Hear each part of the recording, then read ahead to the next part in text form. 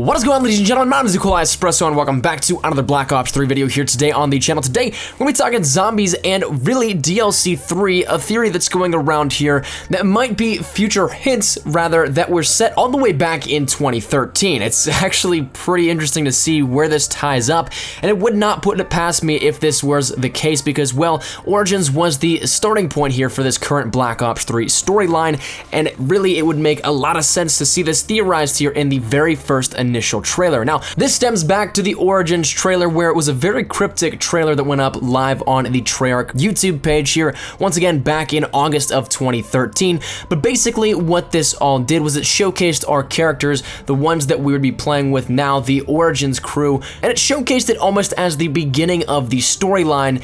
Though it's kind of true in that sense that it's the beginning of this new storyline, it also was kind of throwing it back to what was the origins of this, if that makes any sense. But nonetheless, it showcases each character with glimpses and a few frames of different maps here before they are finally revealed to the viewer as each individual character. Now, this stems the theory here that this was future hints because, well, these maps that are showcased are direct correlations to the DLC of Black Ops 3. That a little bit more explained here for you was that Dempsey's character showcased the map Moon, which Der Eisendrache here focused on him and dealt with Griffin Station and Dr. Groff and Schuster. So that was a direct tie-in once again to Moon here, the storyline linked directly there. Then Takeo had glimpses of Shino Numa before his character reveal, and Zetsubo no Shima deals with him, his character, as well as later on the setup from the Emperor's jealousy.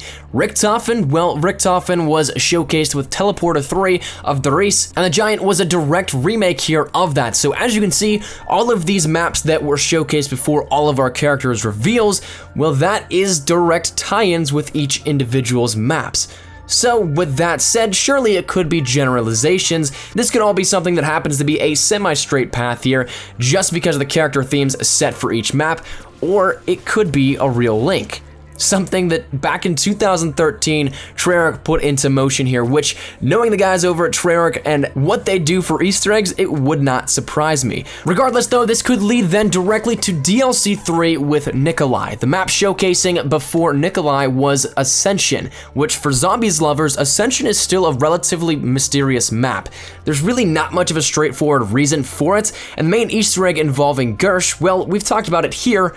It's situational, meaning that our characters enter the Ascension storyline without the knowledge of his existence and really had no intention of freeing Gersh here from that. So I'm very interested to see if this will then lead into Gersh making a return here for DLC 3, as Groff and Schuster did in 1, the Emperor did in 2, and well, you can see where this is going here with this. I think it's quite possible. There's a lot of unanswered questions with characters like that, and I'm sure they will get answered in time, but I'd love to see where Gersh fits in here with DLC 3. As well, it's very interesting to note that Stalingrad, or rather Volgograd, is still the frontrunner for the setting of DLC 3 and the rumors surrounding it here within that. So that's the theory. It could then tie in perfectly with the Russian setting.